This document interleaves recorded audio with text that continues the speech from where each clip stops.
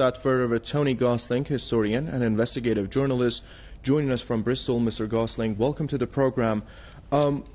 Let's begin with this. At this point, it is a clear indication that months of U.S. aggression against Yemen have yielded no strategic gains whatsoever. If anything, the Yemeni armed forces are only expanding their capabilities and reach. Would you say Washington's military campaign has not only failed to achieve its goals, but has actually backfired? Well, look, it was the proxy war that the Saudis and the Gulf states were waging against Yemen for most of the last decade. This has toughened up the Yemeni people. Obviously, there's tens of thousands, some say hundreds of thousands of civilians killed in that. But let's also remember that Yemen is actually one of the oldest civilizations on the planet. That these people are highly cultured. There are many UNESCO World Heritage Sites in Yemen.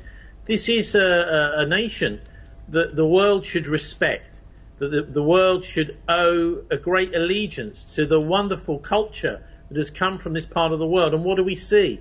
We see these decadent Americans and their friends in the Western NATO countries backing a absolute destruction of this beautiful and very important country. Some actually say that the original Garden of Eden from the Bible was on one of the islands called Socotra in Yemen.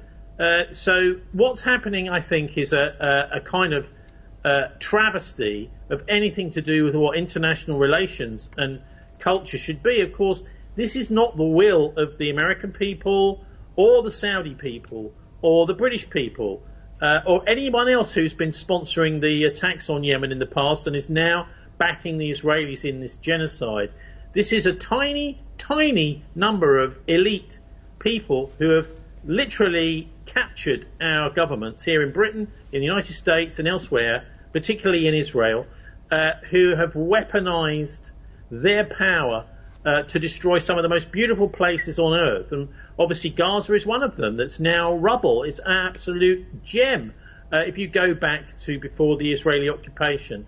And so my heart goes out to the people of Yemen who suffered so much over the last 10 years and are now finding their feet. As the proxy war has fizzled out, the people are now able to fight back. Now, I can tell you that if they really wanted to, the Harry S. Truman and the Carl Vinson, these massive American aircraft carriers, could be at the bottom of the Red Sea.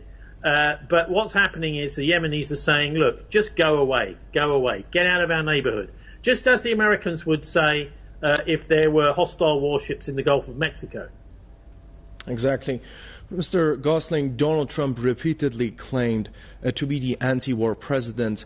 America first was his slogan. How do you think the war on Yemen in support of Israel is going to impact the American society? Well, it's a good question, how it will impact American society. A lot of this stuff comes through the filter of the mass media, and the mass media in the West ignores much of what's going on. If it's inconvenient to, or makes its government or misgovernment, its fascist government, or whatever, its dictators, who are very unpopular amongst the people, if it makes them look less popular, then there are some strings are pulled and stories just don't appear. Because the idea is that anything which is, I mean, when I was working in the mass media myself, I came across this occasionally. Hey, Tony, that's the wrong story.